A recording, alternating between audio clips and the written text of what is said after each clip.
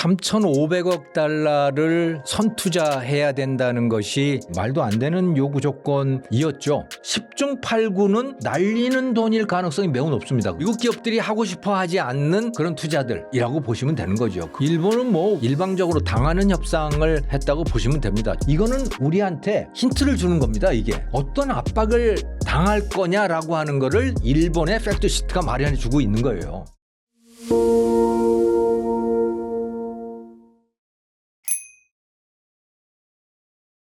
3,500억 달러를 선투자해야 된다는 것이 트럼프 대통령 또 미국 측의 요구였었죠. 그것을 주어진 전제로 본다면 이번 협상은 정말 잘했다고 생각을 합니다. 3,500억 달러에 대해서 트럼프 대통령 또 다른 미국 강요들이 당연한 것처럼 말했던 것은 3,500억 달러는 선금이고 현금으로 투자하고 미국 측이 요구하는 용도에 투자를 한다라고 하는 것이었어요. 그거 어떻게 생각해 보면 이거는 동맹국들 간에 요구할 수 없는 말도 안 되는 요구 조건이었죠.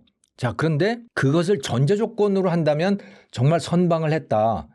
왜냐? 3,500억 달러 중에 2,000억 달러는 현금 투자를 하고 나머지 1,500달러에 대해서는 마스가 프로젝트, 즉 조선업에 투자를 하겠다라고 조건을 제시를 했고 그것을 서로 합의를 본 거고, 그리고 그 2,000억 달러도 한꺼번에 선금 투자를 하는 것이 아니고 1년에 200억 달러를 상한으로 해서 분할 투자를 하겠다라고 합의를 본 거예요. 처음에 미국 측에서 요구했던 거는 3,500억 달러를 초기에 현금 투자한다 이거였는데 2,000억 달러를 현금 투자를 하고 그것을 매년 200억 달러를 상한으로 해서 2,000억 달러 투자를 하겠다고 하니까 상한이 200억 달러잖아요, 매년. 그러니까 짧으면 10년, 길면 15년, 20년까지도 나누어서 분할 투자를 할 수 있는 그런 여지를 만들어낸 겁니다. 미국 조선업에 대한 투자 1,500억 달러를 어떻게 하는지에 대해서는 서로 합의를 본 바가 없습니다. 근데 어쨌든 3,500억 달러를 초기에 현금 투자한다라고 하는 것에 비해서는 훨씬 더 유리한 결정을 얻어낸 거죠. 그래서 이번 협상을 그런 면에서 아주 잘한 협상이다. 한국의 입장에서는 정말 잘했다 이렇게 평가를 하고 싶은데, 근데 이렇게만 볼 수 없는 다른 사정이 있습니다. 애초에 3,500억 달러 투자를 해야겠다고 약속을 해야 했느냐라고 하는 이 문제예요. 왜 3,500억 달러 투자를 약속을 했느냐? 그것은 정확한 내막은 이것도 알 수가 없습니다만은 아마도 추정키로는 이렇습니다. 일본이 5,500억 달러 투자를 하겠다고 발표를 했고 그 대신에 트럼프 대통령이 일본에 대한 관세를 상호 관세를 25%에서 15%로 낮춰주겠다. 그러니까 10%를 낮춰주겠다라고 약속을 한 거예요. 그걸 가지고 서로 거래를 한 겁니다. 자, 이렇게 되니까 우리 협상단의 입장에서도 그러면 우리도 25%의 관세를 부과를 받았었거든요. 우리도 그러면 이걸 낮추기 위해서는 일본과 같은 조건을 내세워야 되는구나. 그걸 제한해야 되는구나 라고 하는 생각을 했고 미국도 거의 같은 프레임으로 접근을 했고 그렇게 되면서 그러면 우리는 일본만큼 경제 규모가 크지는 않으니 그거보다 조금 작은 그래서 3,500억 불을 투자를 하겠다. 우리 관세도 낮춰줘. 이렇게 이제 서로 협상이 된 겁니다. 그래서 그럼 오케이. 미국 측에서 그러면 3,500억 달러를 한국이 미국에 투자하는 대신 미국도 관세를 25%에서 15%로 낮춰줄게. 이래서 합의를 보게 된 거죠. 자, 그런데 여기에서 굉장한 착오가 서로 있었어요. 서로 완전히 다른 동상이몽이 있었습니다. 그건 뭐냐? 한국의 입장에서 우리 협상단의 입장에서 3,500억 달러라고 하는 거는 뭐였냐면 그건 주로 보증이었어요.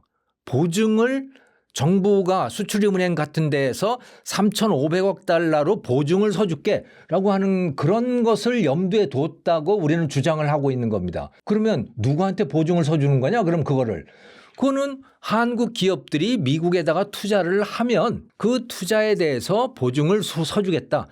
한국 기업이 그러니까 미국에 투자를 하지 않으면 보증 서줄 것도 없는 거예요.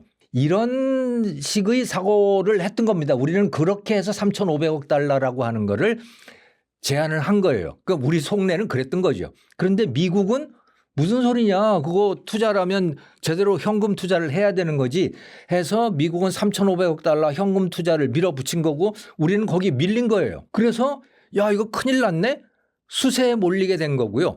그런 상태에서 이번 협상에 임하게 됐던 겁니다. 그러니까 3,500억 달러 현금 투자에 비해서는 지금 우리가 얻어낸 200억 달러 상한으로 해서 분할 투자를 하고 그리고 마스카 프로젝트에 대한 1,500억 달러는 따로 또 협상을 하자. 이렇게 해놓은 게 상당히 많이 얻은 것처럼 됐죠. 하지만 처음부터 시작해보면 애초에 3,500억 달러를 그런 식으로 애매모호하게 약속을 했어야 되는 거야? 라고 하는 데 대한 반문이 드는 거예요. 그건 분명히 이 부분은 따져야 될 부분입니다. 그러면 우리 한국은 3,500억 달러라고 하는 이거를 내세워야 했었느냐라고 하는 이 문제에 당장 가서 부딪히게 되는 겁니다. 자, 우리가 얻고자 하는 건 뭐였냐면 미국이 일방적으로 부과한 상호관세 25% 그거를 15%로 낮추는 거죠. 그러니까 관세 10%를 줄이는 거 이게 우리가 얻고자 하는 거였어요. 그걸 위해서 3,500억 달러 투자를 제안을 한 겁니다. 자, 그런데 그 금액을 한번 따져봅시다. 관세를 10%를 우리가 감면을 받게 되면 그러면 우리는 얼마의 이익이 생기는 건가라고 하는 거를 한번 따져봐야 되지 않겠어요? 자, 우리나라에 미국에 대한 수출액이 얼마냐 2024년에 그게 1,280억 달러였습니다. 1,300억 달러로 그러죠. 단순하게. 자, 거기에서 관세 10%를 줄이게 되면 얼마를 줄이게 되는 겁니까? 우리의 부담이. 그러면 1,300억 달러의 10%가 되는 거예요. 그러면 우리는 130억 달러의 한국 경제 부담을 줄이게 되는 거죠. 그것을 위해서 매년 130억 달러입니다. 그것을 줄이기 위해서 3,500억 달러를 미국에 투자를 해야 되는가?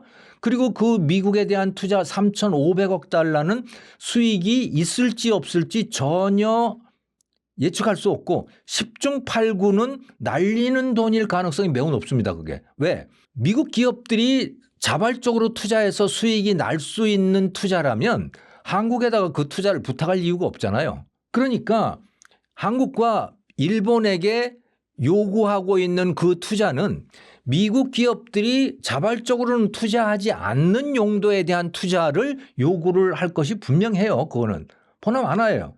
그렇지 않으면 그런 요구를 할 필요도 없는 거니까. 자, 그래서 투자하면 손실 날 게 거의 명백한 그런 용도에 투자를 해서 3,500억 달러 중에 상당 부분을 날리게 될 텐데 1년에 관세 130억 달러를 줄이기 위해서 3,500억 달러를 그렇게 쓰겠다고 약속을 해야 됐느냐 요거는 따져봐야 되는 문제인 겁니다. 자, 그러면 3,500억 달러는 얼마나 큰 돈인가? 3,500억 달러 돈놀이를 한다고 생각해 봅시다. 그러니까 투자를 다른 용도에 투자를 한다. 트럼프가 요구하는 용도가 아니고 그냥 제대로 수익을 얻을 수 있는 용도에 투자를 한다. 그러니까 대표적으로 가장 최고의 안전자산인 미국 국채를 사들인다고 생각을 해보시죠. 미국 국채를 30년 만기 미국 국채 3,500억 달러를 사들인다. 그러면 1년의 수익이 얼마냐? 그게 4.7%입니다. 지금 시장 수익률이 미국 국채 30년물 4.7%예요. 상당히 높아져 있는 상황인 거죠. 그러면 3,500억 달러에 4.7%면 원금은 그대로 있는 상태에서 매년 이자 수입이 얼마냐? 160억 달러입니다. 그냥 가만히 있어도 미국 정부가 한국 정부에다가 160억 달러를 금리로 주게 돼 있어요. 그게 바로 국채에 대한 투자 아니겠어요? 자, 그런데 관세로 인한 그 부담 차이가 얼마라고요? 130억 달러입니다. 그럼 130억 달러를 줄이기 위해서 3,500억 달러를 날려야 되는 건가? 이건 계산이 안 맞는 거예요. 오히려 3,500억 달러어치 미국 국채를 사고 거기에서 발생하는 이 금리 160억 달러를 가지고 관세로 손해보는 기업 당사자들에게 보조금으로 지급을 해도 돈이 남는 금액인 겁니다. 이거. 원금은 그대로 남아있는 상태에서 그러하다는 것이죠. 그러니까 애초에 3,500억 달러라고 하는 그 금액이 나오도록 한 이 협상 자체는 이거는 명백하게 잘못됐어요. 이거는 분명히 짚고 넘어가야 된다. 하지만 그렇게 어쩔 수 없이 3,500억 달러의 현금 투자, 선금에 의한 현금 투자라고 하는 것을 전제로 하면 이번 협상이 잘 됐다. 이렇게 평가를 내릴 수 있는 거죠. 백악관의 팩트시트가 그 지금 홈페이지에 들어가 보시면 화이트하우스 홈페이지에 올라와 있거든요. 여러분들도 확인을 하시면 됩니다만은 최근에 중국과 협상, 중국, 일본, 한국, 말레이시아 뭐 이런 나라들하고 트럼프 대통령이 직접 협상을 했고 그 협상 결과를 팩트시트로 쭉 정리를 해서 올려놨어요. 그런데 한국에 대해서는 아직 나온 팩트들이 그렇게 많지 않아요. 예를 들어서 한국에 대해서 나와 있는 팩트는 한화오션이 미국에 50억 달러를 투자해서 조선소를 부활시킨다라고 하는 내용이 나와 있고 또 현대중공업도 미국에다가 50억 달러어치의 조선업 투자를 한다. 이게 나와 있습니다. 또 나와 있는 거는 대한항공이 나와 있는데 대한항공이 360억 달러인가로 제가 기억을 합니다마는 그만큼을 들여서 보잉 항공기, 보잉 여객기죠. 보잉 여객기 102대인가 103대를 구매하기로 했다라고 하는 게 또 나와 있습니다. 나머지에 대해서는 뭐 금액이 참 그리고 또 한 가지는 LS산전이 미국의 이 전력망에다가 30억 달러인가 얼마를 투자하기로 돼 있다. 뭐 그런 것도 이게 팩트로 실려 있어요. 나머지에 대해서는 뭐 애매모호한 그런 말들이 써 있고 구체적인 액수는 나와 있지 않는 그런 상태입니다. 팩트시트가 한국에 대해서는 그렇거든요. 그러니까 조만간 후속 팩트시트가 나올 텐데 자, 그런데 여기서 말이죠. 일본의 팩트시트를 한번 볼 필요가 있어요. 일본이 미국에다가 5,500억 달러를 투자하기로 했다. 그렇게 써 있고요. 그중에서 아주 구체적으로 우리가 유의해서 봐야 될 부분이 일본 팩트시트에 나와 있습니다. 그게 뭐냐면 3,300억 달러를 가지고 그러니까 5,500억 달러 중에 3,300억 달러 요거는 미국의 전력망, 전력 인프라를 만드는 데 사용한다는 내용이 들어 있습니다. 그래서 그 인프라라고 하는 게 뭐냐? 전력망을 깔고 원자로를 제작하는 설비를 만들고 그래서 주로 인프라스트럭처에 대한 것들입니다. 미국의 인프라스트럭처, 전력과 관련된 인프라스트럭처를 만들고 또 히토류 제조 설비를 만들어내고 하는 이런 부분들, 이 부분에 대해서 일본이 3,300억 달러를 투자한다라고 나와 있어요. 적혀 있어요. 이거는 우리한테 힌트를 주는 겁니다. 이게 어떤 힌트냐? 자, 생각을 해보시면요.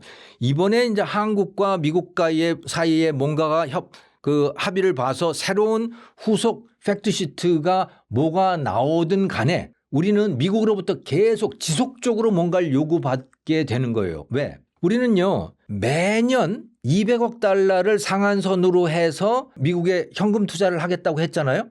그러면 이게 최소 10년이고 15년, 20년도 걸릴 수가 있어요. 이 투자 기간이. 그러면 매년 지속적으로 미국은 한국에 대해서 여기에 투자해라, 여기에 투자하라 하고 계속 10년도 넘게 압박을 가할 수가 있습니다.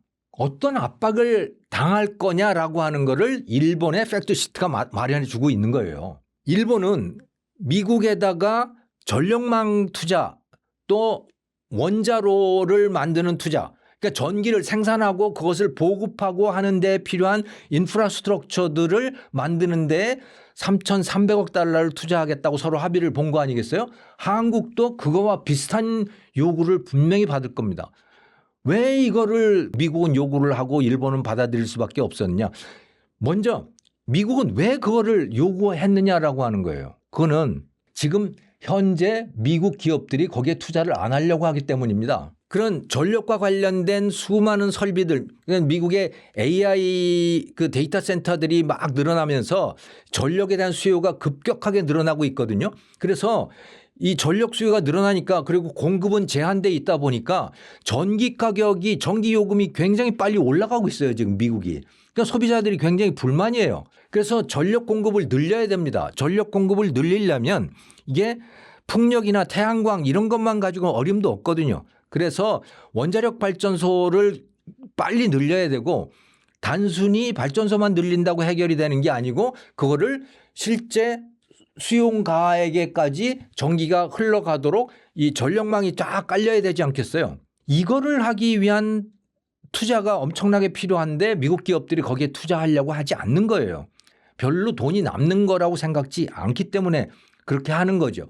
그래서 일본한테 그것에 투자하라고 지금 압박을 가했고 일본이 그걸 받아들였고 이렇다고 보시면 되는 겁니다. 미국 기업들이 하고 싶어 하지 않는 그런 투자들이라고 보시면 되는 거죠. 그거를 요구를 일본은 받았고 우리도 분명히 받게 될 것이다 라고 하는 건데 그런 것 중에 정말 위험한 부분이 있습니다. 그게 뭐냐면 알래스카 LNG 수송관이에요. 파이프라인. 알래스카 최북단에 많은 이 천연가스들이 묻혀 있는 겁니다. 미국이 원하는 거는 거기에서 천연가스를 채굴을 해서 그거를 알래스카 최남단까지 가져와서 남단에 있는 그 항구를 통해서 수출을 하고 싶은 거예요. 한국이나 일본한테 수출을 하고 싶은 겁니다. 그런데 지금은 왜 안 되느냐? 그러면 그게 최북단이면 다 얼어 있는 거예요. 그 얼음 땅입니다. 근데 지금 기후 온난화 때문에 조금씩 녹기 시작하는 거예요. 그래서 거기가 이제 녹기 시작하면 거기에 LNG가 묻혀 있는 거기에도 접근을 할 수가 있게 되잖아요. 그걸 채굴해서 남쪽으로 가지고 오고 싶은 건데 그런데 거기서 그냥 팔면 안 되는 건가? 거기는 북극이기 때문에 한국 배들이라든가 일본의 이 LNG 수송선들이 갈 수가 없는 상황인 거죠. 그러니까 얼지 않는 알래스카 남단의 항구에서 그 가스를 수송을 해야 되는 겁니다. 그래야 다른 나라의 배들이 여기에 접근을 할 수가 있는 거예요. 그러니까 미국으로서는 해야 되는 게 뭐냐면 그 알래스카 북단에서부터 남단까지 가스를 옮기는 게 필요한 겁니다. 그 수송관이. 그런데 미국 기업들은 그걸 안 하려고 해요. 엑슨모빌 같은 이런 그 에너지 회사들이 이미 10년 전에 그거를 타당성 조사를 했는데 못하겠다고 다 나자빠진 거예요. 다 철수를 해버렸습니다. 왜? 너무 위험한 겁니다, 이게. 그냥 단순하게 파이프라인만 가서 가설하면 되는 게 아니고 문제는 땅이 녹는다는 거죠. 얼음이 녹으면 땅이 드러나지 않습니까? 땅이 드러나는데 단순히 그게 땅이 아니고 그게 진흙탕인 겁니다. 왜? 얼음이 녹아서 딱 밑으로 그 땅 속으로 스며들게 되잖아요. 그러면 그 밑에 있는 땅이라고 하는 건 지금은 영구 동토층이거든요. 꽝꽝 얼어 있는 땅인데 이게 녹아버리면요. 이게 완전히 진흙탕이 되는 거예요. 그 위에다가 파이프라인을 개설을 해야 돼요. 거기다가 기둥을 받고 기둥 위로 파이프가 연결되도록 그렇게 해야 되는데 그걸 1300km를 해야 됩니다. 그거를 하는 게 너무 위험한 거예요. 왜? 기둥이 가라앉거든요. 땅이 물러지기 때문에 기둥이 가라앉습니다. 그걸 고정시킬 수가 없고 고정을 시키려면 너무나 많은 돈이 들어가고 그렇게 되는 겁니다. 자, 그러다 보니 미국 기업들이 철수를 한 거예요. 도저히 이거는 타당성이 안 맞는다. 채산성이 없다. 해봐야 미치고 나중에 무슨 사고가 날지 모르겠다라고 하는 거예요. 그런데 트럼프는 그걸 하고 싶은 겁니다. 그렇게 해야 알래스카 개발이 되고 거기서 돈도 벌어들이지만 알래스카를 개발을 해야 북극에 이제 얼음이 녹고 있거든요. 북극해. 그러면 그것을 지금 거기서 제일 힘을 쓰는 나라가 러시아하고 중국인데 미국이 그거를 어떻게든 견제를 하고 싶은 겁니다. 그렇게 하려면 알래스카 개발을 해야 될 텐데 미국 기업들은 다 못하겠다고 다 철수를 해버렸으니 무슨 방법이 있느냐. 그럼 니네가 와서 해라고 지금 등을 떠밀고 있는 거죠. 그래서 일본 기업이 미국 내에서의 전력시설을 하라고 채산성이 안 맞는 전력시설을 하라고 등을 떠밀렸듯이 우리는 알래스카 가스관에 투자를 하라고 계속 등을 떠밀릴 가능성이 있어요. 그리고 이 금액이 아마 천문학적 숫자가 될 거라고 봅니다. 정확히 추산도 안 돼요. 이게 얼마가 될지에 대해서는. 왜냐? 땅의 녹는 상태가 어떻게 될지를 예측을 할 수가 없거든요. 예. 그리고 그 땅 속이 어떻게 생겼을지도 알 수가 없는 상황이고 봐야 아는 거고. 그런데 아마도 한국은 장기 투자 계속해서 분할 투자를 하겠다고 이렇게 했기 때문에 지속적으로 이런 압박을 받을 가능성이 매우 커요. 그게 백악관이 홈페이지에다가 올려놓은 일본과의 협상 결과에 대한 팩트시트를 통해서 우리가 알아볼 수 있는 거죠. 이제 조만간 우리의 팩트시트도 다시 나오겠지만 그 부분은 정말 걱정이 됩니다. 우리는 가급적 미국의 인프라 시설에 투자를 하면 안 됩니다. 특히 알래스카는 특히 더 그렇고요. 우리는 그저 미국의 LNG를 사오겠다. 당신들이 LNG를 추출을 해서 그것을 우리 배에 실을 수 있을 그런 상태로 만들어 놓으면 우리가 그 가스 사올게 이런 정도로 가야지 그거를 뭐 우리가 개발에 나선다든가 이 가스관에 투자를 한다든가 이거는 절대로 하면 안 되는데 분명히 이것 때문에 굉장한 마찰이 생길 겁니다. 미국의 입장에서는 미국 기업들이 투자 안 하는 거를 한국 기업에게 요구할 것이고 한국은 그걸 받아들이면 그냥 다 손해가 나는 것이니 안 한다고 할 것인데 그러면 당연히 뭔가 갈등이 생기겠죠. 네. 아직까지는 그 갈등이 본격화되지 않았어요. 근데 아마 저는 굉장히 그럴 가능성이 높다고 봅니다. 일본은 뭐 우리보다도 훨씬 더 손해나는 협상을 한 거죠. 일방적으로 당하는 협상을 했다고 보시면 됩니다. 최소한 경제적으로만 보면 그래요. 그러니까 일본의 대미 수출액 2024년에 1,500억 달러거든요. 우리는 1,300억 달러. 일본은 1,500억 달러입니다. 1,500억 달러에 관세 10% 감면을 받은 거잖아요. 관세 10%면 1년에 150억 달러입니다. 그것을 감면받는 대가로 5,500억 달러를 투자한다고 한 거예요. 근데 5,500억 달러를 가지고 미국 국채를 사들여서 그걸 가지고 금리를 이자를 받았다고 생각해 보면 그게 1년에 260억 달러가 됩니다. 1년에 미국 정부로부터 260억 달러를 받을 수 있는 거예요. 그걸 가지고 그 관세 때문에 손해를 보는 추가로 부담하게 되는 150억 달러 그거를 다 보전을 해 주고도 여전히 110억 달러라고 하는 돈이 남는 그런 돈이거든요. 이 5,500억 달러라고 하는 게. 그러니까 사실은 이 금전적인 관계만 놓고 본다면 이거는 뭐 일본은 정말 엄청난 손해를 감수했다고 보셔도 되는 거죠. 그런데 지금 관세 협상이라고 하는 것이 단순히 돈 얼마라고 하는 거를 넘어선 문제이기는 해요. 만약에 우리나라도 그렇고 일본도 그렇고 나 협상 안 해. 그냥 나 관세 부담하고 말 거야 라고 세게 나갔더라면 그러면 미국이 우리를 어떻게 대했을지 미국이 일본을 어떻게 대했을지 사실은 잘 뭐 상상이 안 되는 거죠. 그럼 서로 부딪힐 가능성도 있는 거고 그런 건데 어쨌든 그 요구 조건을 어느 정도는 받아들임으로 인해서 서로 좋은 관계가 유지가 됐다. 뭐 그 정도의 의미, 그 정도의 대가는 얻은 것이다. 그렇게 이해를 할 수는 있습니다만은 아무튼 이 금전 관계로만 놓고 본다면 일본은 굉장한 손해를 본 거고 우리는 그래도 꽤 선방을 했는데 그래도 그거는 손해가 작다는 것이지 이익을 봤다는 건 절대 아닙니다.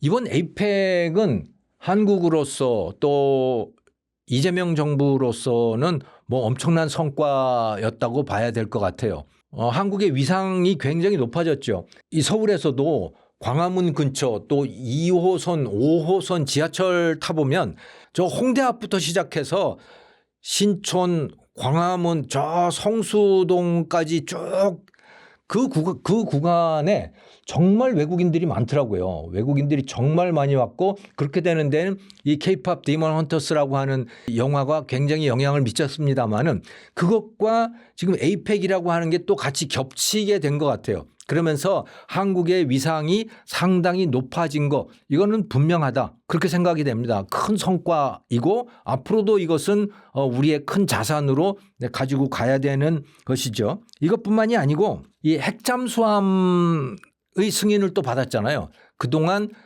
사실 우리 핵추진 잠수함이라고 하는 것은 김영삼 정부 때부터 시작해서 즉 1990년대부터 시작해서 지금까지 뭐 거의 40년 가까이 계속 핵추진 잠수함을 우리가 하려고 했던 거예요. 계속 우리가 추진을 했는데 그러기 위해서는 미국의 허락을 받아야 되는 승인을 받아야 되는 그런 상황이었기 때문에 결국 못했죠. 미국이 계속 반대를 해왔기 때문에. 그런데 이번에 이 에이펙 때문에 그랬다고만은 볼 수 없지만 어쨌든 간에 이번에 트럼프 대통령이 한국의 핵추진 잠수함에 대해서 우리나라보다 먼저 트루스 소셜이라고 하는 SNS 계정에다가 승인을 해줬다라고 그렇게 공개할 정도로 우리가 상당히 가능성이 높아진 거죠. 이 핵추진 잠수함이라고 하는 게. 그래서 그동안의 수건 사업을 하나 이루었다라고 하는 거. 거기다가 또 하나는 이것도 에이펙 때문이라고만 보기 어렵지만 이 엔비디아의 젠슨 왕이라고 하는 사람이 이재용 회장 또 정의선 회장 이런 사람 SK 뭐 이렇게 해서 지금 뭐 치맥을 같이 먹고 뭐 그렇게 하다가 한국에다가 최첨단 GPU 26만 개를 너희들에게 공급할게라고 약속을 한 거 이것도 굉장한 성과입니다. 이게 에이펙 때문만은 아니겠죠. 에이펙이 없었다고 하더라도 뭐 이런 일이 벌어졌을 수 있지만 그래도 이 에이펙이라고 하는 게 조금은 도움이 됐을 수 있으니 이 에이펙 경주 에이펙이라고 하는 게 상당한 의미를 가진다. 큰 성과를 거뒀다. 이렇게 저는 말하고 싶어요. 그런데 사실 여기서 한국보다 더 큰 성과를 얻은 데가 있습니다. 그게 중국이에요. 중국이 가장 큰 성과를 얻게 된 것이죠. 왜냐? 트럼프 대통령은 경주에 왔는데 에이펙 회의에 참석하지 않았어요. 그냥 한국 이재명 대통령하고 협상하고 또 중국 시진핑 주석하고 협상하고 다른 대통령들 뭐 이런 사람들하고 1대1 협상을 하고 자기 할 말 하고 얻을 건 없고 그냥 가버렸어요. 참석하기 싫어하는 거죠. 이렇게 다자간 뭐를 하는 거는. 그냥 다 1대1로 하고 그들끼리 협상을 하고 이것을 좋아하는 거예요. 트럼프 대통령. 그렇게 해서 시작하기 전에 이미 트럼프 대통령은 경주를 떠나버렸습니다. 그러면 에이펙이 시작이 되었을 때 여기에 대장은 누구가 됐느냐. 원래 트럼프 대통령이 있었으면 트럼프 대통령이 거기에 대장이었겠죠. 거기에 가장 리더였겠죠. 회의의 주도자였을 겁니다. 그런데 트럼프가 빠져버렸잖아요. 그러고 나면 대장이 누구냐? 시진핑 주석이 돼버린 겁니다. 그리고 이 이미지가 명백하게 갈리게 된 거예요. 트럼프와 미국이라고 하는 나라는 지껏 챙기면 그냥 싹 가버리는구나. 지꺼만 하는구나. 라고 하는 이미지를 갖게 된 것이고요. 시진핑은 거기에 대해서 내가 이 국제 자유무역 이거 우리 잘 해야 돼. 우리 사이좋게 지내야 돼. 서로 개방합시다. 뭐 이런 말을 계속 한 거예요. 실제로 중국이 그렇게 하지는 않아요. 실제로 중국이 원하는 거는 자기 나라는 닫으면서 다른 나라의 수출은 많이 하기를 원하는 겁니다. 지금 중국이 과잉 생산으로 굉장히 고생을 하고 있기 때문에 다른 나라들이 중국 물건을 많이 받아들여줬으면 좋겠어. 이걸 원하는 거죠. 중국 시장을 열고 싶은 생각은 추호도 없어요. 중국은. 그런데 말은 그렇게 안 하는 거예요. 근데 트럼프는 말을 그렇게 하는 거예요. 그리고 떠나버렸어요. 내 것만 챙기고 딱 떠나버렸어. 그러니까 시진핑의 이미지가 어떻게 됐느냐. 중국이 이제 자유무역의 수호자구나. 이렇게 돼버린 거예요. 물론 전문가들은 알죠. 중국은 그건 말뿐이라고 하는 거를 알지만 세상의 이미지라고 하는 게 얼마나 중요합니까? 왜? 전 세계 인류 80억이 있다고 생각해 보세요. 거기에 전문가 수준으로 생각하는 사람이 얼마나 되겠어요. 이런 국제관계, 무역관계 이런 거에 대해서. 그냥 다 이미지가 제일 중요한 겁니다. 대부분의 인류가 70억, 75억 뭐 이 정도의 사람들은 그저 이미지가 제일 중요한 거예요. 그리고 그들이 자기의 정치 지도자를 뽑을 때 그 이미지에 기초해서 다 투표를 행사를 해요.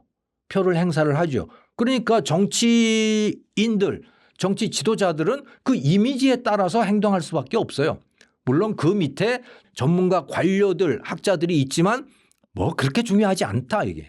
네. 실제 정치적 결정에 있어서는. 그런데 중국이 그런 이미지를 갖게 된 거예요. 그럼 앞으로 이 국제관계를 형성함에 있어서 또 세계의 다른 나라들과 뭔가 협상을 하고 행동을 함에 있어서 중국은 훨씬 유리한 위치를 점하게 됐다고 보시면 되는 거죠. 미국은 오히려 스스로 깎아먹은 거고 중국은 높아지고 이렇게 된 거예요. 그래서 이 에이펙 회의에서 가장 큰 수혜자는 중국이라고 봅니다. 그리고 한국도 상당한 성과를 냈다. 이런 정도로 평가하고 싶습니다. 한국이 핵 잠수함을 보유한다. 뭐 아무리 빨라도 지금부터 10년 후는 돼야 될 거라고 봅니다만은 핵 잠수함을 가진 상태라면요. 이거는 뭐 흔히들 게임 체인저라고 이야기를 하는 거죠. 핵 잠수함과 보통 잠수함의 차이가 뭔지부터 한번 생각을 해볼 필요가 있습니다. 참 여기서 핵 잠수함이라고 하는 것에 대해서 우리가 잘못된 이미지를 갖고 있는 경우가 많아요. 그것은 핵폭탄을 가진 잠수함이 아닙니다. 잠수함이 있는데 기존의 잠수함은 디젤 잠수함이에요. 그래서 디젤 엔진이 달려 있는 겁니다. 그 디젤 엔진을 돌려서 그걸 가지고 스크류를 돌리고 그걸로 추진을 하는 거죠. 그 잠수함이 움직이는 겁니다. 근데 핵 추진 잠수함이라고 하는 거는 디젤 엔진 대신에 스크류 돌리는 그 에너지를 원자로를 탑재를 해서 그걸 가지고 하는 거예요. 그러니까 원자로면 우리 원자력 발전소 있잖아요. 그 원자력 발전소에 원자로가 들어있는데 거기서 핵 분열이 일어나고 거기서 열이 발생을 하는데 그 열을 가지고 물을 데워서 그 물을 증기로 만들고 그 증기를 가지고 뭔가 터빈을 돌려서 전기도 만들고 그걸로 다른 걸 돌리기도 하고 이렇게 하지 않습니까? 그게 핵 추진 잠수함이라고 하는 건 바로 원자로를 탑재해서 그걸 가지고 잠수함이 움직이도록 만드는 거. 그게 핵 잠수함입니다. 핵무기하고는 사실상 관계가 없는 거죠, 이거는. 물론 현재 핵 잠수함을 갖고 있는 나라는 대부분 다 핵무기도 갖고 있는 나라들이에요. 그러니까 그 두 개가 서로 헷갈리는 그런 상황이 많은데 핵무기하고 핵 잠수함은 별개의 문제다라고 하는 것이고 우리가 만들 수 있게 된 가능성이 높아진 또 트럼프 대통령이 승인을 해줬다고 한 그 핵 잠수함 뉴클리어 서브머린이라고 하는 것은 원자로를 탑재해서 그 동력으로 움직이는 잠수함이다. 이렇게 보시면 되는 거죠. 근데 왜 우리는 그것을 그동안 갖고 싶어 했느냐? 디젤 잠수함의 약점 때문에 그렇습니다. 디젤 잠수함은 이게 엔진이 돌아가야 되잖아요.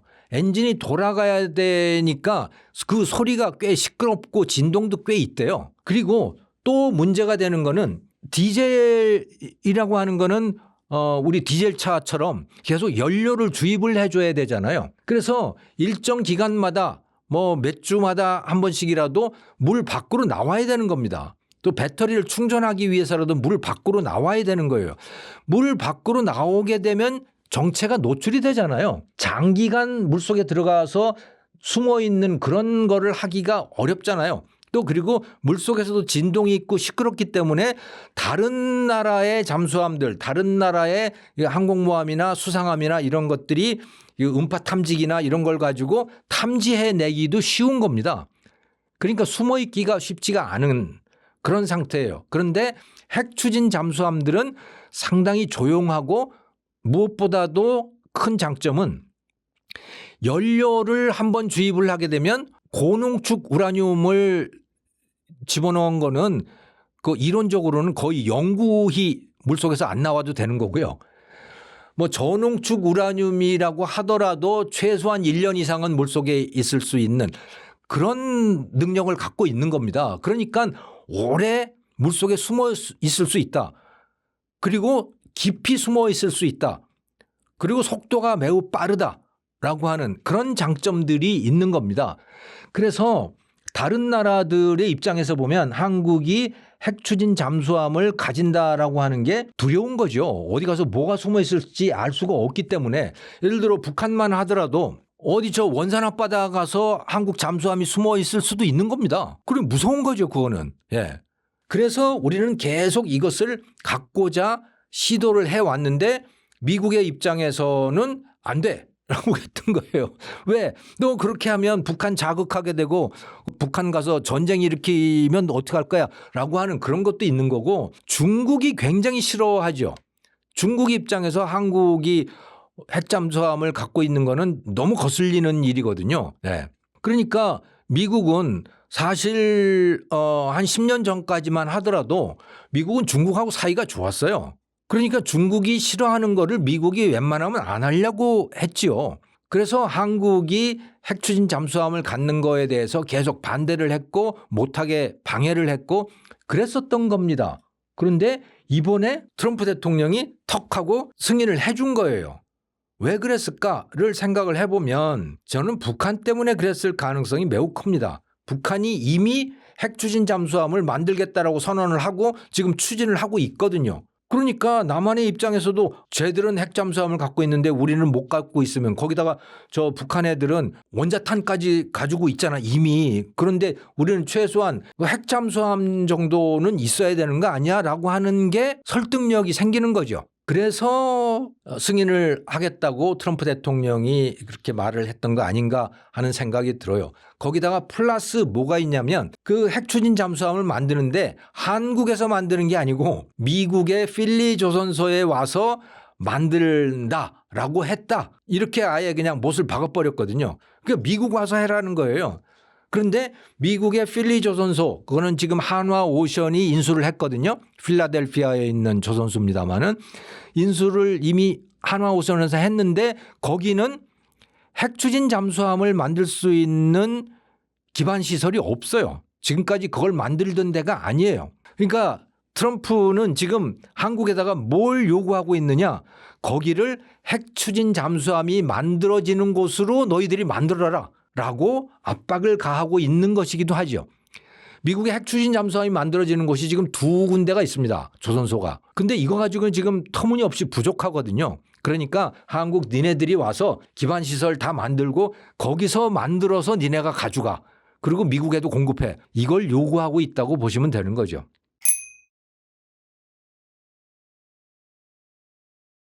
핵잠수함 하나 만드는데 현재 나와 있는 추정으로 보면 뭐 최소 10년은 걸린다 이렇게 보고 있어요. 그런데 이것도 사실은 잘 알 수가 없는 상황인 거죠.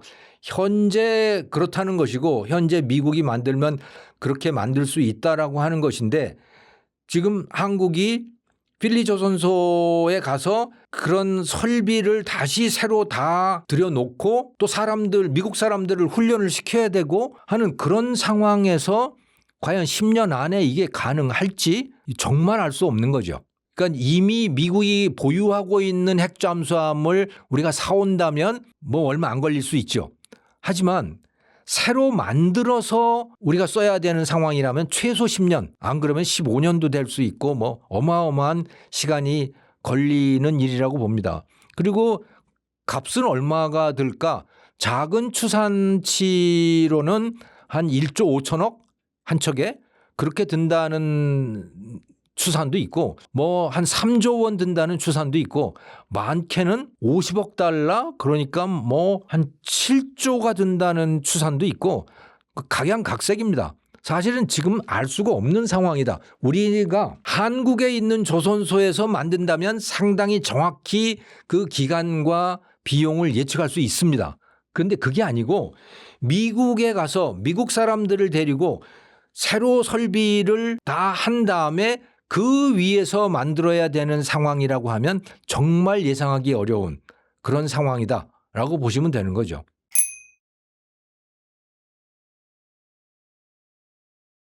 중국 입장에서는 정말 불편하죠. 이미 중국은 우리가 서해라고 부르는 곳, 그들은 황해라고 부르는 그 바다, 우리 서쪽 바다인 거죠.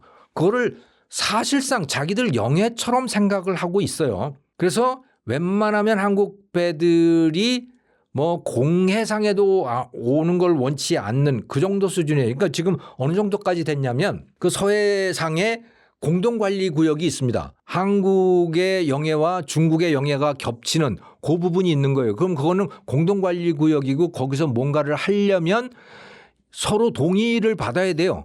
그런데 지금 중국이 그 공동관리구역 안에서 자기들은 양식시설이라고 하면서 지금 시설을 설치를 하고 있는 겁니다. 거기다가 구조물을 만들고 있어요. 그런 구조물 만드는 일을 이미 남중국해에다가 여러 개를 해놨어요. 중국이. 근데 그거는 국제법적으로 필리핀의 영해이고 베트남의 영해이고 다 그런 데거든요. 그걸 무시하고 그냥 거기다가 중국이 구조물을 만들어 놓고 자기들 영해라고 주장을 하고 있는 상황입니다. 근데 조만간 서해도 그렇게 될 거라고 저는 보는데 우리가 거기에 대해서 제대로 말도 못하고 있는 상황이에요. 한국 선박이 거기 접근하려고 그러면 한국의 해양경찰이 접근하려고 그러면 그래서 위협하고 뭐 그런 상황이거든요, 현재. 자, 그런데 만약에 한국이 은밀히 기동할 수 있는 핵잠수함을 가지게 된다면 중국이 어떻게 할 수 없는 상황이 되는 겁니다. 상해 앞바다 거기 근처까지도 한국 핵잠수함이 은밀하게 접근할 수 있는 거예요. 그래서 중국 잠수함이 어떻게 움직이는지를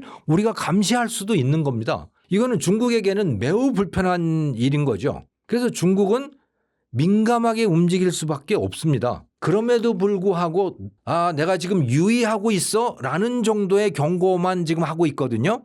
하지 마라고 하는 소리는 딱 내놓고 하지 않고 있어요. 이렇게 그냥 좀 미온적으로 나가고 있는 이유는 뭐냐? 그거는 북한 때문에 저는 그렇다고 봅니다. 에이비에이션 위크의 김민석 기자님도 그런 이야기를 합니다마는 아니 북한이 핵잠수함을 추진하고 있는 상황에서 그거를 러시아가 뒤에서 뒷받침하고 중국도 묵인하고 있는 상황에서 아니 대한민국 남한은 그걸 하는데 왜 못하게 하냐라고 하면 사실은 중국으로서도 답변이 궁한 거죠. 그런 상황이다. 하지만 내심으로는 한국의 핵추진 잠수함 보유가 매우 불편한 그런 입장이다라고 파악이 됩니다.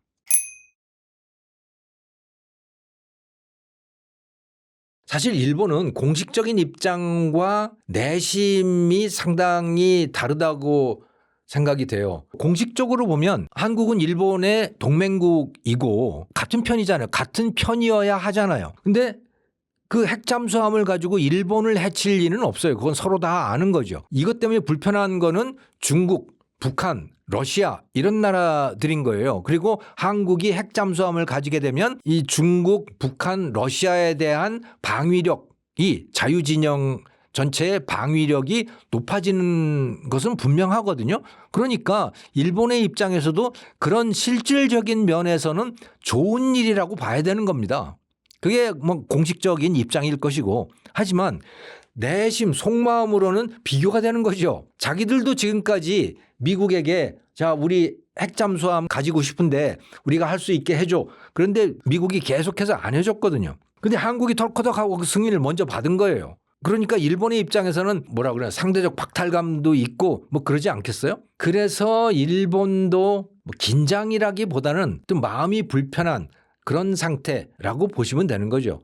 그런 비슷한 상황이 지금 호주도 비슷한 상황입니다. 호주는 오커스라고 해서 오스트레일리아, UK, US 이 세 나라, 그러니까 호주, 영국, 미국 이 세 나라가 동맹을 맺고 여기에서 미국과 영국의 핵잠수함 기술을 호주에게 전수를 해줘서 호주로 하여금 핵잠수함을 보유하게 해주겠다라고 하는 프로젝트가 이미 진행이 되고 있습니다.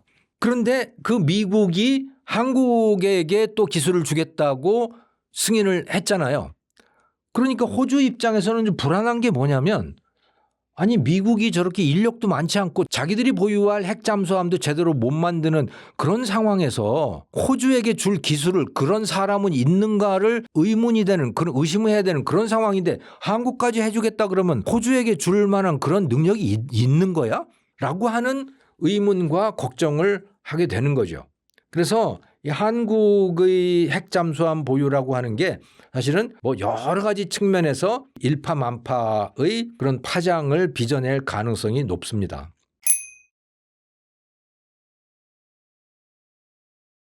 미국 대통령과 행정부만의 문제라면 농축 문제가 그렇게 어려운 문제는 아닐 거라고 봐요. 왜냐하면 지금도 한미 원자력 협정에 의해서 미국이 동의를 하게 되면 우라늄 235라고 하는 그 원소의 농도를 20%까지 올릴 수가 있습니다. 그것까지 농축을 할 수가 있어요. 다만 그거는 미국이 동의를 해줘야 되고 그것을 평화적인 용도로 쓴다는 단서가 달려 있는 거죠. 자, 그런데 그때 그 평화적인 용도라고 하는 것은 원래 의도했던 바는 핵폭탄을 만들지 않는다라고 하는 것을 말을 했던 겁니다. 그런데 지금 핵추진 잠수함에서 잠수함 안에 원자로용 원료로 쓰기 위한 농축, 이게 과연 평화적인 용도냐 아니면 군사적인 용도냐에 대해서는 이게 해석의 여지가 있는 거예요. 서로 다른 생각을 할 수가 있는 겁니다.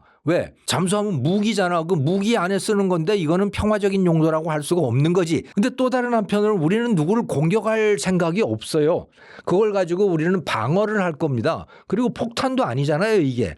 그냥 발전소를 만드는 것일 뿐인데 그거 가지고 왜 시비를 걸 이유가 뭐 있습니까? 이렇게 해서 이걸 평화적인 용도로 인정을 받는다면 기존의 원자력 협정만 가지고도 그냥 됩니다. 충분히 20%까지는 농축을 할 수가 있어요. 그런데 문제는 그거를 트럼프 대통령과 또 헥세스 미국 전쟁부 장관이 다 승인을 한 것이긴 하지만 만약에 미국 의회가 여기에다가 반대를 하고 나선다면 그건 전혀 다른 얘기입니다. 미국 의회는 여기에 대해서 아직도 심의를 해본 적이 없거든요.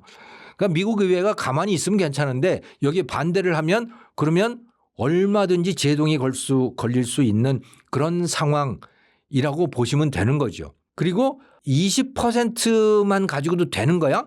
라고 하는 이 문제가 있습니다. 여기서 이제 그 우라늄의 농도라고 하는 게 뭔지를 조금 부연 설명이 필요한데 천연 상태의 우라늄 광석을 채취를 하면 거기에 우라늄 238하고 우라늄 235가 들어있어요. 그 핵폭탄에 쓰이는 거, 핵 분열을 통해서 에너지를 분출하는 원소는 우라늄 235입니다. 근데 그 실제 천연 상태의 광석은 대부분 우라늄 238로 돼 있어요. 우라늄 235는 거기에 0.7%밖에 섞여 있지 않습니다.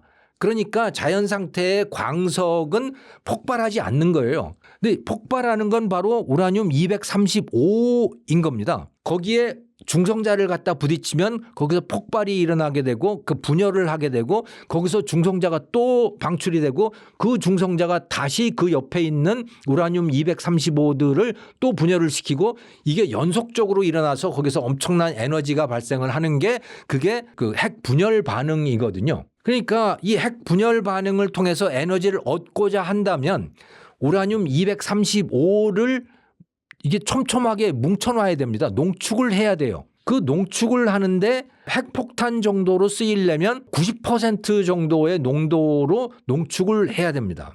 근데 우리가 지금 허락받고 있는 거는 한 20% 농축까지예요. 그것도 평화적인 용도, 미국의 동의를 받아서라고 하는 단서가 달려 있는 거죠. 그래서 우리가 만약에 20%를 넘어서 더 고농도로 만들고 싶다. 그런 거를 쓰고 싶다라고 한다면 협정을 개정을 해야 됩니다. 근데 그렇지 않고 20% 정도로 만족하겠다라고 하면 뭐 지금의 협정으로도 그냥 갈 수 있는 거죠. 그리고 이 프랑스의 핵추진 잠수함은 20% 정도 저농도를 가지고 운영을 하고 있거든요. 그러니까 그걸 운영하는 데는 뭐 크게 문제가 없나 봐요. 그리고 그것만 가지고도 뭐 이론적으로는 1년 이상 물속에서 그냥 나오지 않고 있을 수 있다고 합니다. 물론 근데 문제는 잠수함이 문제가 아니고 사람이 문제인 거죠. 1년 넘게 물속에서만 들어가서 살면 사람이 살 수 있겠어요? 물리적으로는 살 수가 있지만 심리적으로 도저히 견딜 수가 없겠죠. 그래서 뭐 몇 달마다 한 번씩은 나와야 됩니다만은 그러니까 이 원자력 연료가 문제가 되지는 않는다라고 하는 거예요. 20% 정도 농축만 하더라도.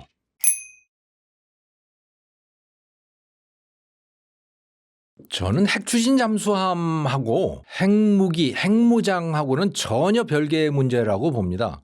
그는 물론 기술적으로는 핵추진 잠수함에서 잠수함 안에 넣는 소형 원자로 그거를 만드는 게 기술적으로는 훨씬 더 어렵습니다. 핵무기를 만드는 것보다. 하지만 핵무기를 가진다라고 하는 거는 이거는 뭐 기술적으로 그걸 할 수 있느냐 없느냐의 문제를 넘어서는 거라고 봐요. 당장 대한민국이 핵무장을 한다고 해보십시오. 제일 반대하는 나라가 어딜까? 중국일 겁니다.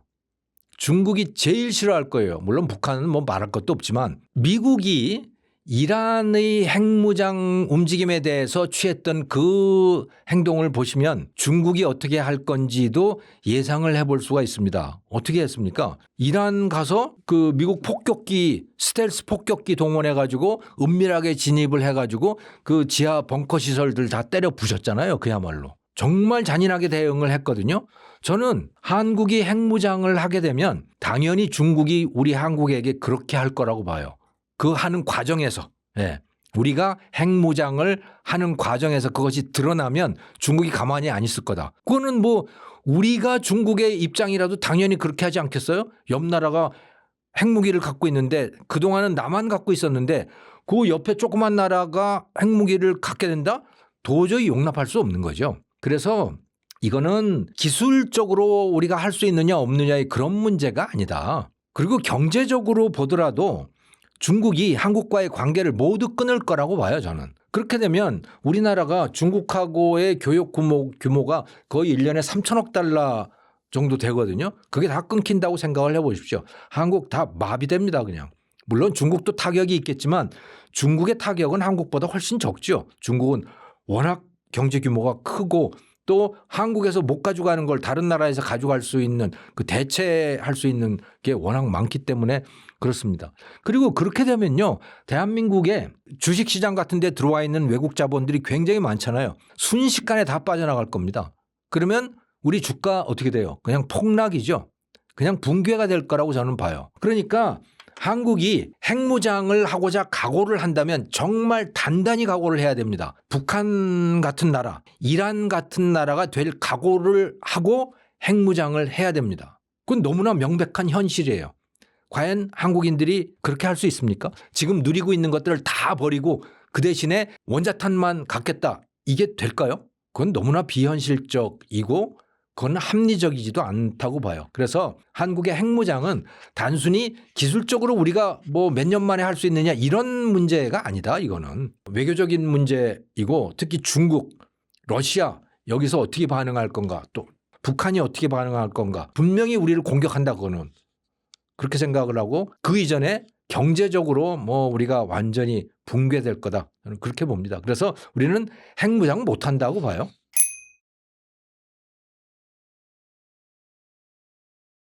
네, 우리가 참 그 GPU 특히 그 블랙웰이라고 이름이 붙은 그 최첨단 엔비디아산 최첨단 GPU 이것이 정말 아쉬웠죠. 우리가 지금 한 6만 개 갖고 있다고 하는데 메타 같은데 페이스북이 이제 변환되잖아요. 메타 같은 데는 한 기업이 35만 개를 갖고 있을 정도로 어마어마하게 그렇게 갖고 있고 그것에 기반해서 지금 AI를 발전을 시키고 있는데 우리는 나라 전체를 다 합쳐도 6만 개 정도가 있었던 거예요. 근데 거기에다가 엔비디아 젠슨 왕이 26만 개를 공급을 해줄게. 정확히 몇 년 안에 공급을 한다는 건지는 뭐 모르겠습니다만은 공급을 해줄게. 그러니까 우리는 숨통이 트였다. 그렇게 해석을 할 수가 있습니다. 자, 그런데 여기서 그러면 우리는 갑자기 AI 성능이 급격히 좋아질 거냐? 그건 좀 별개의 문제입니다. 그냥 GPU라고 하는 것이 있다고 해서 모든 게 다 해결되는 거는 아니다는 거죠. 그거는 그냥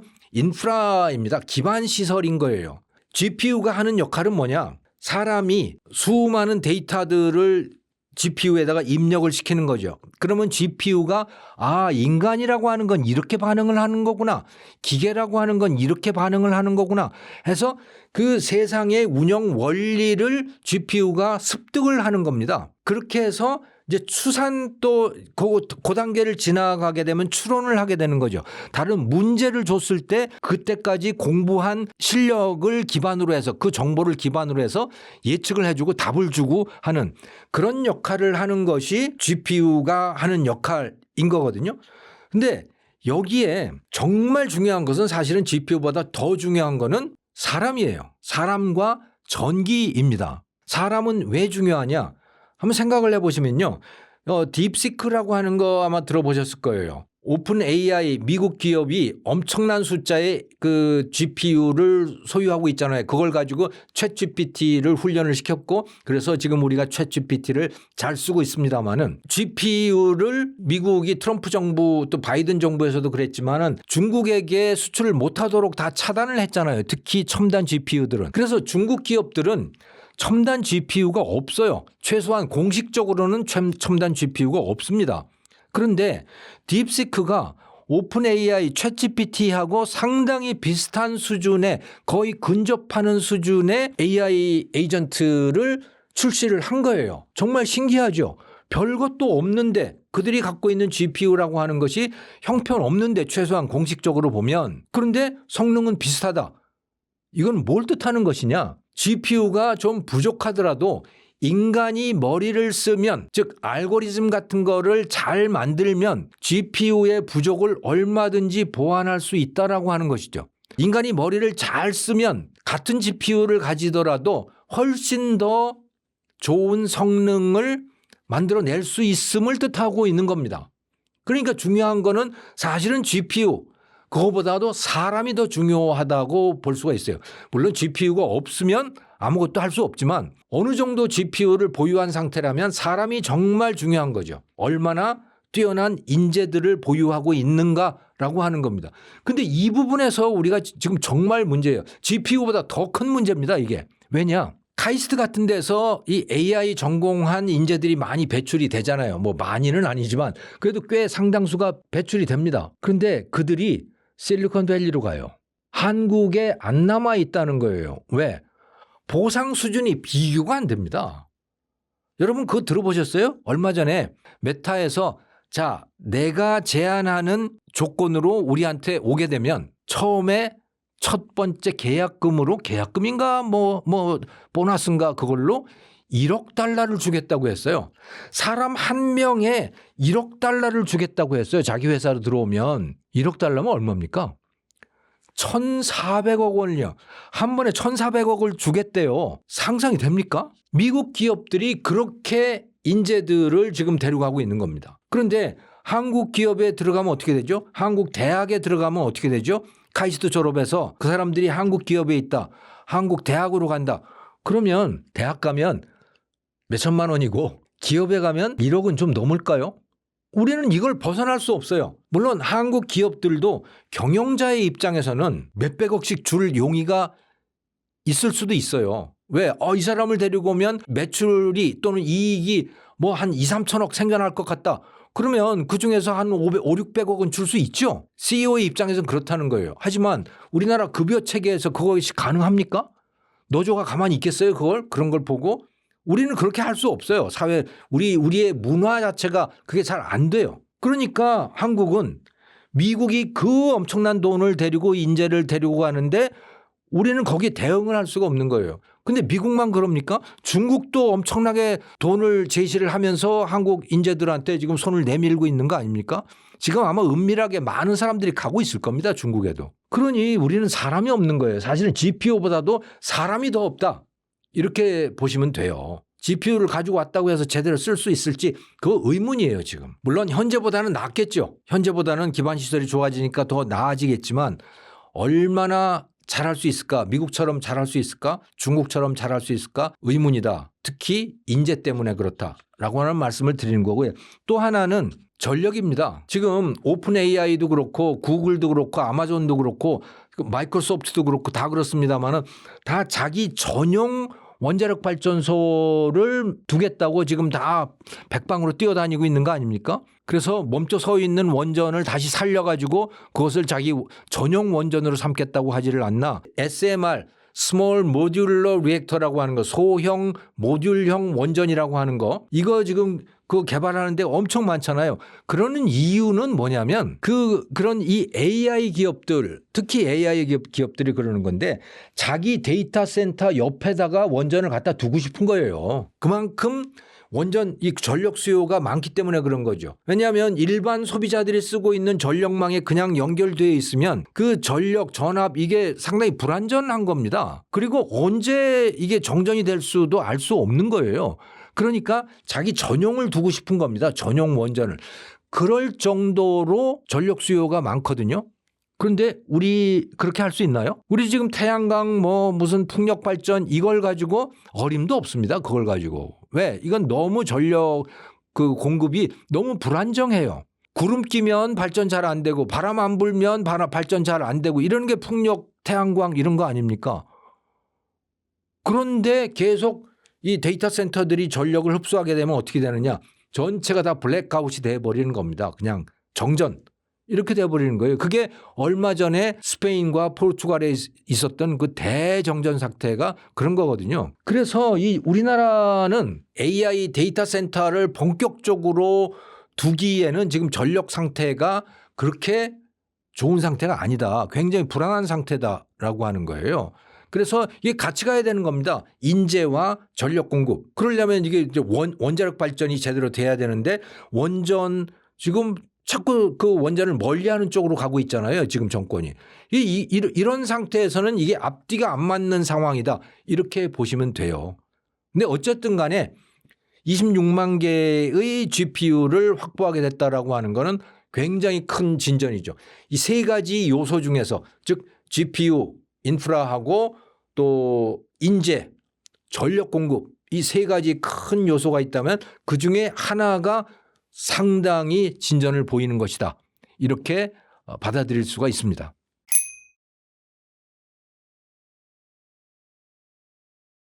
저는 굉장한 기회일 거라고 봐요. 특히 지금 젠슨 황이 한국과 손을 잡은 이유는 소위 피지컬 AI라고 하는 것이죠. 피지컬 AI라고 하는 거는 뭐 아주 쉽게 얘기하면 로봇 같은 것이기도 하지만 지금 중국에서 많이 하고 있는 특히 한국에게 요구하고 있는 또는 기대하고 있는 피지컬 AI는 뭐냐면 공장입니다. 예를 들어 반도체 공장, HBM 만드는 공장 이것들을 AI를 사용을 해서 자동화를 시키는 거예요. 사람이 하는 것보다 더 일을 잘하도록 공장을 만들어 놓는 거죠. 네. 그렇게 하자면 디지털 트윈이라고 하는 것을 만들어야 합니다. 공장 설비들을 완전히 데이터로 만들어서 그 데이터를 가지고 이제 디지털 공장을 만드는 거예요. 그래서 가상 공간상에서 그 공장을 완전히 재현을 시켜놓고 그 공장에서 생산성을 높이려면 어떻게 기계들을 조합해야 되는지 이런 것들을 가상 공간에서 다 실험을 해보는 거죠. 그리고 어디에서 문제가 생기는 거지 실시간으로 다 가상 공간에 그대로 반영이 되도록 그런 시스템을 만들어 놓는 거죠. 그게 공장을 기반으로 한 피지컬 AI이고 그게 AI 팩토리이고 그게 디지털 트윈이고 이렇다고 이해를 하시면 되는 겁니다. 그런데 그것을 엔비디아가 지금 아주 중점 사업으로 추진을 하고 있는 거거든요. 그러려면 공장이 있어야 되잖아요. 실제 생산 공장이 있어야 되잖아요. 그 가장 좋은 공장을 갖고 있는 데가 중국입니다. 중국이 가장 많은 공장을 갖고 있고 가장 다양한 업종에 걸친 공장들, 가성비 좋은 공장들을 갖고 있는데 문제는 뭐냐? 미국 정부가 중국을 끊어내고 있잖아요. 중국하고는 같이 일하기가 매우 어려운 거예요. 젠슨 황은 중국에다가 엔비디아 제품을 계속 공급하고 싶어 해요. 그 중국하고 협업을 하고 싶어 합니다. 그런데 미국 정부가 그걸 끊어내고 있잖아요. 그러면 중국 다음으로 좋은 제조 기반을 갖고 있는 데가 어디냐? 그거는 대한민국이라고 보시면 되는 거죠. 제조업에서 가성비가 좋고 또 성능이 좋고 그런 데가 대한민국인 겁니다. 그러니까 대한민국하고 손을 잡는 게 이런 피지컬 AI를 구현을 하는데 굉장히 좋은 선택이 되는 겁니다. 거기다가 또 이 HBM이라고 하는 게 또 굉장히 중요하죠. 이 GPU가 제대로 작동을 하기 위해서는요. GPU라고 하는 거는 데이터를 계속 처리를 하는 거 아닙니까? 그래서 로 데이터들을 받아서 그걸 가지고 이 GPU들이 계속해서 학습을 합니다. 학습을 하면 그럴 때마다 그 데이터 자기가 학습한 그 결과를 자기가 해석한 그 결과를 메모리에다가 집어넣어야 돼요. 저장을 해야 돼요. 저장을 하고 필요할 때 다시 꺼내 쓰고 이렇게 해야 되는데 GPU가 돌아가는 속도에 비해서 메모리의 속도가 굉장히 떨어지는 겁니다. 지금 현재 상태가 그래요. 또 메모리와 GPU가 그 사이에서 왔다 갔다 하는 데이터를 서로 주고받고 해야 되잖아요. 이 속도가 너무 떨어지는 거예요. 그래서 GPU가 제대로 성능을 발휘를 못하고 있는 거예요. 이거에 대한 부분적인 해결책으로 지금 등장을 한 것이 HBM이라고 하는 겁니다.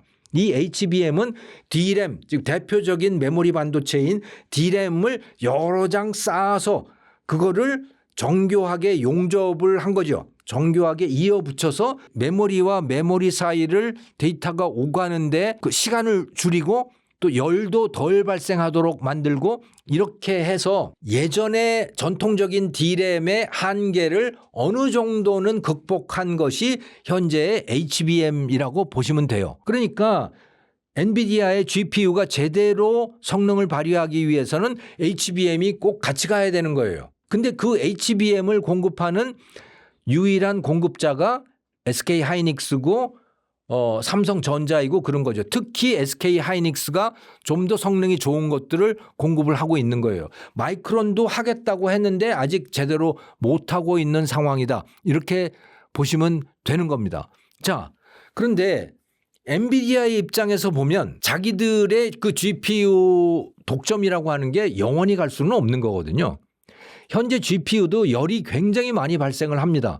그래서 전기도 많이 잡아먹어요. 근데 이게 문제가 되고 있는 거 아닙니까? 전기를 너무 많이 소모한다라고 하는 게. 그러니까 아마존도 그렇고 또 마이크로소프트도 그렇고 이 엔비디아의 경쟁자가 될 수 있는 데들이 이제 계속해서 자기들의 독자적인 GPU를 개발을 하고 있어요. 그래서 전기 소모도 줄이고 열도 줄이고 하는 그런 것, 속도도 빠르게 하고 하는 그런 것들을 개발을 하고 있는데, 그러니까 이거는 다 엔비디아의 경쟁자가 될 수 있는 거죠. 근데 그들이 다 HBM을 또 필요로 하는 겁니다. 그러니까 엔비디아의 입장에서는 아예 HBM 공급자인 SK 하이닉스와 삼성전자를 잡아두는 효과도 있는 거예요. 너희가 우리한테 HBM을 공급하면 그걸 가지고 GPU하고 결합을 해서 한 세트를 만든다. 그 블랙웰이거든요. 그거를 너희들한테 공급해 줄게. 그러니까 HBM은 우리한테만 줘. 이런 계약을 맺는 것이기도 한 거죠. 그래서 이 피지컬 AI 또 AI 팩토리 이런 것들을 만드는 프로젝트이기도 하지만 또 동시에 HBM 공급자인 SK 하이닉스와 삼성전자를 자기들 서플라이 체인에 묶어두는 효과도 상당 부분 가지고 있는 그런 움직임이다. 이렇게 해석해 볼 수 있을 것 같아요.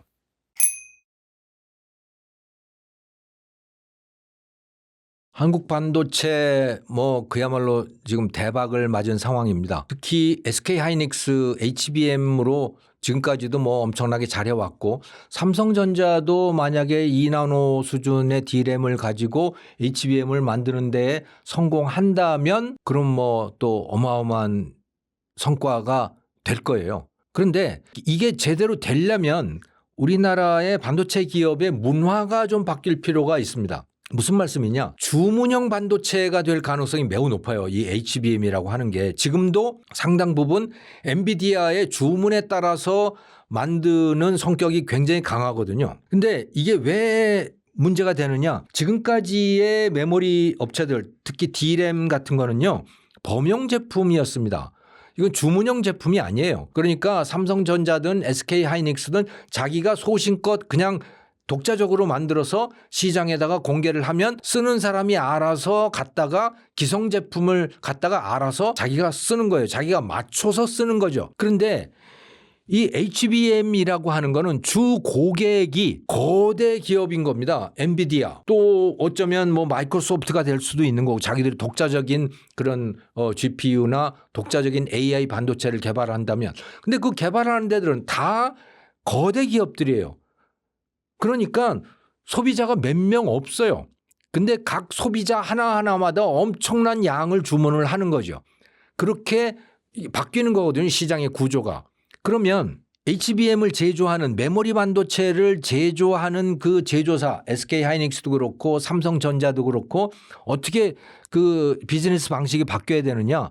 고객들의 요구에 따라서 자기들이 수시로 제조 방식을 바꿀 수 있어야 해요. 그런데 삼성전자는 지금까지 그렇게 안 해왔거든요. 자기들이 알아서 만들면 되는 거였어요. 근데 이걸 일하는 방식을 바꿔야 돼요. 근데 그걸 못 바꾸고 있어요. SK 하이닉스는 꽤 그걸 바꿨는데 삼성전자는 그걸 제대로 못 바꾸고 있다. 그러니까 이 새로운 흐름에 맞추려면 고객과의 소통 방식, 고객의 주문에 대응하는 태도 이것을 상당히 바꿔야 되는 그런 과제가 놓여 있다. 이렇게 보시면 되는 거죠. 그것을 매우 잘한 데가 어디냐면 TSMC예요. 대만에. 고객의 수요를 미리 내다보고 거기에 미리 준비하고 하는 그럴 정도로 고객의 니즈를 잘 파악하고 능동적으로 대응을 한 기업인데 근데 인텔 같은 데는 그거 완전히 실패를 했죠. 인텔도 파운드리를 하겠다고 TSMC처럼 파운드리를 하겠다고 선언을 하고 비즈니스에 뛰어들었는데 인텔로 가는 고객은 없는 거예요. 고객을 대하는 태도가 영 안 좋거든요. 그게 단순히 뭐 친절함 그런 수준이 아니고 고객의 니즈를 파악하고 자기들의 생산 라인을 바꿔야 되고 하는 그런 것들입니다. 그거를 적극적으로 해야 되는데 TSMC만큼 그걸 못하고 있는 거죠. 삼성전자도 그거를 못하고 있는 겁니다. 지금. 그래서 삼성전자도 파운드리에 진출을 했는데 TSMC하고 시장 점유율을 비교해 보면 계속해서 하락하고 있거든요. 그러니까 태도를 바꿔야 되는 기업 문화를 바꿔야 되는 과제가 놓여 있다. 그렇게 해야 성공을 할 수 있게 된다라고 하는 그런 말씀을 드리고 싶습니다.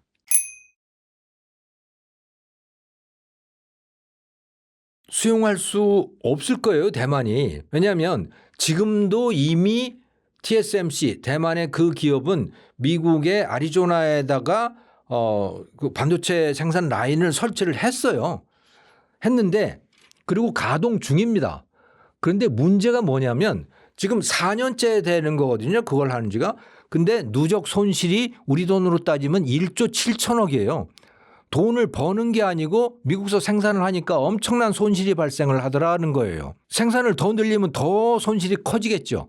커지는 이유가 뭐냐? 미국 사람들이 일을 잘 못하는 겁니다.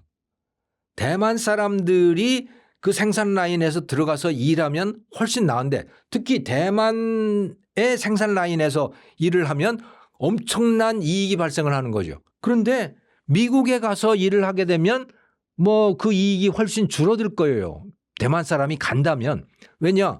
미국에 가면 생활비도 더 많이 들고 다 그렇게 되지 않겠어요? 그러니까 코스트가 올라가서 이익이 줄어들 겁니다. 그런데 미국인들을 고용을 해야 되는 상황이잖아요. 미국인들을 고용을 하게 되면 그 인건비가 대만인을 고용하는 것보다 훨씬 많아지는 거고 뭐 거의 2배는 든다고 보셔야죠. 그러면 그 일하는 능력은 어떠냐? 일의 성과는 어떠냐? 그건 훨씬 떨어지는 겁니다. 대만인들이 일하는 것보다 미국인들이 반도체 생산 라인에 들어와서 일할 때 성과가 훨씬 떨어지는 거예요. 불량률도 높아지게 되는 거고요. 그러니까 지금까지의 경험을 통해서 보면 4년 동안의 경험을 통해서 보면 미국에서 반도체 생산 라인을 돌리면 손해를 본다라고 하는 건데 그렇게 되면 대만 TSMC의 입장에서는 당연히 미국에다 투자하고 싶지 않지요. 그런 입장인 것이고요. 그렇다고 해서 미국이 TSMC를 보호하지 않겠느냐. 중국이 대만을 침공을 했을 때 그거를 미국이 막지 않겠느냐. 그럴 수는 없어요. 왜냐하면 엔비디아도 그렇고 AMD도 그렇고 퀄컴도 그렇고 대부분 패블리스 기업들입니다. 이게. 즉 반도체 설계만 하지 그것을 생산 라인에서 실물로 만드는 작업은 하지 않잖아요. 그거는 다 TSMC가 해왔거든요. 그 TSMC가 중국 손에 넘어간다든가 또는 중국에 의해서 파괴가 된다든가 그렇게 되면 사실상 미국의 반도체 생산은 다 중단이 된다고 보시면 되는 거고 미국의 AI 산업도 더 이상 앞으로 나가기가 힘든 상황이 되죠. 그러니까 미국은 대만을 방어할 수밖에 없어요. 그게 하나이고 또 다른 이유는 대만이 중국에 넘어가서 대만에 중국의 해군 기지가 설치된다라고 상정을 해본다면 거기에 잠수함 기지가 생길 거고요. 중국의 잠수함 기지. 그리고 미국은 중국의 잠수함들을 태평양에서 탐지해내지 못할 겁니다. 그렇게 되면 사실은 한국도 그렇고 일본도 그렇고 필리핀도 그렇고 중국의 군사적 영향력 하에 들어갈 수밖에 없어요. 그 태평양 바다들 대만 앞바다라든가 또 그 수많은 화물선들이 돌아다니는 일본, 한국 항로 이런 것들이 전부 중국의 수중에 들어가게 되는 거죠. 그러니까 우리나라도 사실상 중국에 엎드릴 수밖에 없는 상황이 되어버립니다. 일본도 마찬가지일 거예요. 그거는. 미국이 그걸 용납할 수 없는 거죠. 그래서 저는 미국이 대만을 버릴 거라고 보지는 않아요. 하지만 어떻게든 반도체 생산 라인 같은 거는 미국에 갖다 놓고 싶어 할 거예요. 하지만 대만 TSMC 입장에서는 가급적 안 가고 싶은 거고요. 그다음에 또 미국의 입장에서는 대만 정부가 군사비에 가급적 많은 돈을 쓰기를 원하는 거죠. 스스로 좀 지켜주기를 원하는 거죠. 미국 돈이 좀 덜 들게. 미국 군인들이 덜 들어와도 지켜질 수 있게. 그래서 대만 정부를 계속 압박할 거라고 봅니다마는 대만이 그렇게 안 한다고 해서 미국이 대만을 포기하리라고 보지는 않습니다.